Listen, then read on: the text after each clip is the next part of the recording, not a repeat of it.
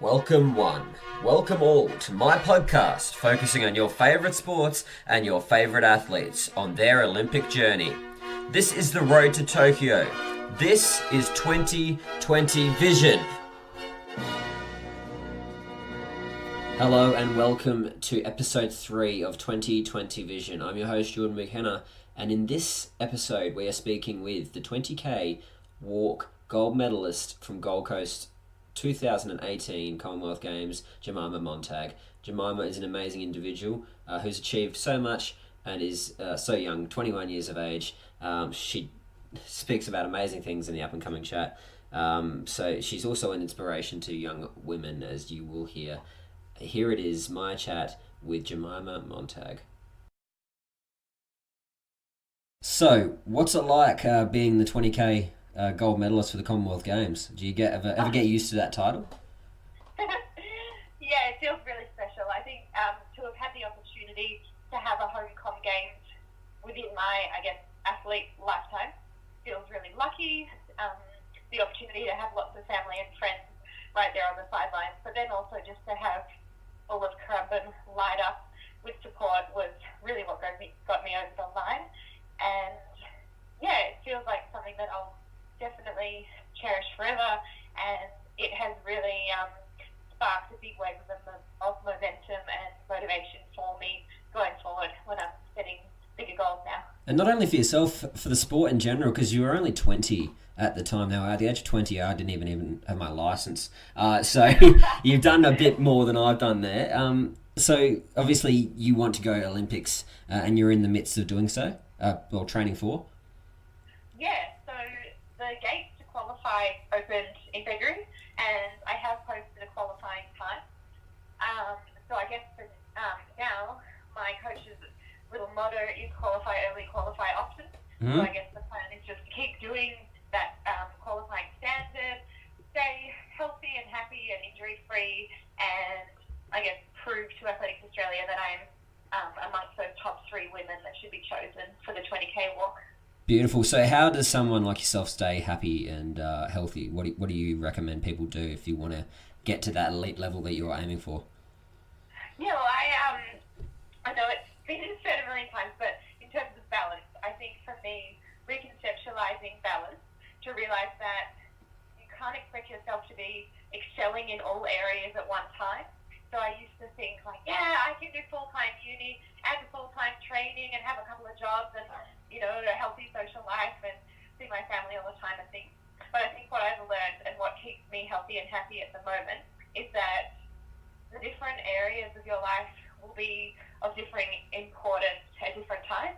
So there'll be certain stages of the year where uni is really important, maybe exams are coming up or there's a big assignment, and everything else just quiets down for a little bit, and then you can find comfort in each little phase of the year because you know that it's only for a certain amount of time, and then the next chapter rolls around and training might be the focus in the lead up to a big event, but you always kind of balance it out with some family time or some time in nature or some creativity. A big outlet for me is cooking and music and reading. That kind of balances the yin and yang out there. But I guess seeing your life as kind of like a piece of music, so you've got to have all of the elements in harmony, and if it's all going kind of trying to solo at the same time, if all the instruments are playing really loud, it's going to be a bit chaotic. So learning that while one instrument's soloing, so while we're prepping for Tokyo, then the other instruments are going to back off a little, but that's all good because soon that solo will be over and you can start the next phase. I love that. That's amazing. So what's a favourite dish of yours to cook then, if we're talking cooking? My favourite cooking thing? Yeah. So I love doing Friday night family dinners. Yeah. I'm in charge on a Friday night. And I have this awesome new toy in my wood-fired pizza oven. So I am really loving the feeling of making bread from scratch or just kind of making wood-fired pizzas for my family, and just really putting my love into it. I think that's my favourite way of communicating my love and care for friends and family is cooking for them. So that's That's all right. So making bread is kind of like a walk in a sense, isn't it? So you got your different steps. What's Yeah. it like for you going through a 20K? Because it is quite strenuous. Talk us through your race. Say the 2018 Gold. What were your thought processes going through that race? Yeah, so I was new to the event. I'd only done it twice before. Um, but throughout the lead up, I had this quiet confidence building because we were able to get through some really awesome training. Um, we spent all of the January before the April at the Australian Institute of Sport with about 50 race walkers from all over the world. So we really had um, an awesome training camp with the world's best, and it was really inspiring to be able to train with these older girls who had been to a couple of Olympics before, and they were really awesome mentors and really showed me what it would take to excel at the highest level. Um, so then in the weeks leading up to the games, I really decided that I wanted this more than anything, and that I would give it everything that I had on the day. I used journaling quite a little bit when I'm feeling quite nervous. I remember being in the village in a couple of days before, and maybe because it was a home game, maybe because I knew there'd be a lot of family on the sidelines, but I was feeling quite a bit of pressure. And maybe sometimes pressure's exciting because you know that it means you're in good shape. So I took to my diary and I tried to convert that downward pressure into more of a forward push of momentum, and realized that everyone who was there, they really just want to see you out there doing your thing and having fun. And if that turns into a good outcome, then that's fantastic as well. So I woke up on the morning and I just said to myself, it's a 90-minute race, but you should be feeling comfortable for the first half or the first hour. So all it's going to take, I said to myself, is 30 minutes of courage for a lifetime of pride. That was my little line in my head. So I just need to dig deep and have faith in my training and what my coach has told me, and have that little bit of courage when it hurts for what could be a really incredible result.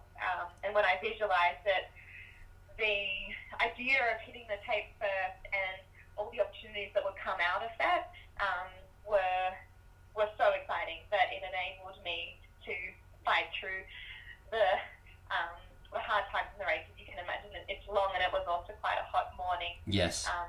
Yeah. No, I understand. So it's amazing how you look at how you look at yourself. You can go into team effort, but when you look at yourself, it's when you really find the sort of power that you need to go forward. Like with that saying that you were using. But in saying that, you also would have had people that you would have looked up to, and I will mention it. Claire, what happened with her in that race was heartbreaking for not only the Australian team but as a nation. I cried. Yeah. I'm a 24-year-old dude, but it hurt. And I think I must thank you. I take this opportunity to thank you for being there for her. It is quite a terrible thing to happen. Yeah, explain how you Yeah, I felt. mean, I think it's nice that you're thanking me, but I think it was kind of the opposite. I mean, she was very much there for me, despite Mm. how the pain that she must have been in that moment and afterwards. She set all of that aside and was at the finish line there to congratulate me. And when we embraced, and I was just saying to her, I'm so sorry, I'm so sorry. Not that it was my fault, but that I was just sorry for her circumstances and what had happened. And she said, "This is your moment. Please do not be sorry. You need to just go and enjoy it. And you deserve this," and things. And it was really nice, but it was such a bittersweet moment because I really wanted to enjoy this, I guess, once in a lifetime opportunity. Mm. But that's just really not the way you want to win a gold medal, and definitely not something that you ever want to see happen to a teammate. Yeah. I mean, race walking is really unique in the sense that you actually get penalised for just trying harder. I mean, like when someone gets a red card or 3 of them and then gets disqualified, it's usually not because they're trying to cheat. They're just putting their body on the line and trying to go faster, and then sometimes, due to the subjectivity of it all, with the judging to the naked eye of the judge, sometimes that does lead to breaking some of the rules. So it is heartbreaking to see. But I mean, Claire is such a fantastic role model in our sport, and for women in sport in general. I mean, she really is dedicating herself to showing that women can stop and have a baby for a short amount of time and then come back and still keep making Australian teams and achieving great things. And I think she just wants to prove that to everyone and to show her little son Harvey how fantastic women can be. So, yeah. A real really Wonder look up to Woman. her and, yeah, she's amazing. So, we'll finish this off here with this question. What advice do you give to the girls going into sport, no matter what it is? Like, we always go for the fact that we want more people to do race walking. But what would you offer the young women in the way of advice? Yeah, so I remember being a 7-year-old girl starting Little F. And I think if there are any girls deciding to give sport a go, whether that's any sport, but if it's outdoor race walking or swimming, diving, whatever it is, I think when you're in those younger stages, really enjoying it and focusing on making friends and giving everything a go and not taking yourself too seriously. It's all a bit of fun and just really finding what drives you and what sport it is or what event it is that really ignites that fire in you that makes you want to succeed and going with it. And then I think for girls especially, there seems to be a big drop-off in motivation and just, girls who want to continue in sport throughout puberty. And I think when you guys reach that stage, just really reminding yourself of your why, which just means, why do you do what you do? What is that passion and love that you have for it? And really just try and stick at it for all of the other things that sport brings aside from the competitiveness and the success. I mean, I've found that sport is so fantastic for young girls in terms of the health benefits, the opportunities to make friends all over the country, all over the world. It gives you travel opportunities, and just it's a really lovely daily ritual, something that you can wake up in the morning and think, yeah, awesome, my day has a purpose and I'm going to feel that nice, warm, fuzzy feeling if the session goes well, and if not, then that's fine. And then I think when you get up to that elite level, if you decide to, or if that's your goal, not being afraid to create a really solid support network, reach out for help. You don't have to do it on your own, and if you can build a solid network with family and friends who are there for you and support you, and then through to the more professional coaching, nutrition, psych, massage, all the things that have to be on board for things to work, then you're going to be ticking major goals. So just to summarize the tip, it's enjoy it while you're young, remind yourself of your passion and why you love it, and all the other things that sport can bring while you're in your adolescent age. And then if and when you want to get to that elite level, create an awesome support network and just keep reminding yourself of why you love it. Well, if race walking ever fails for you, just please do go into inspirational speaking, because that was awesome. Well done. The sky is the limit for you. The only way is up, and I hope that you go for further and further with your career. You got Olympics next year, and we hope we see gold around your neck. Thank you. Thank you very much for the chat. There we have my chat with Jemima Montag. Amazing lady. She's got a lot going for her in the future, and I hope when you're listening to that, it inspired you as much as it did me. A lot of words of wisdom there that I will definitely carry with whatever I choose to do with my life. Thank you very much for listening to this edition of 2020 Vision. Join me next time. Who knows who we'll have. We'll catch us later. Thank you very much. Bye.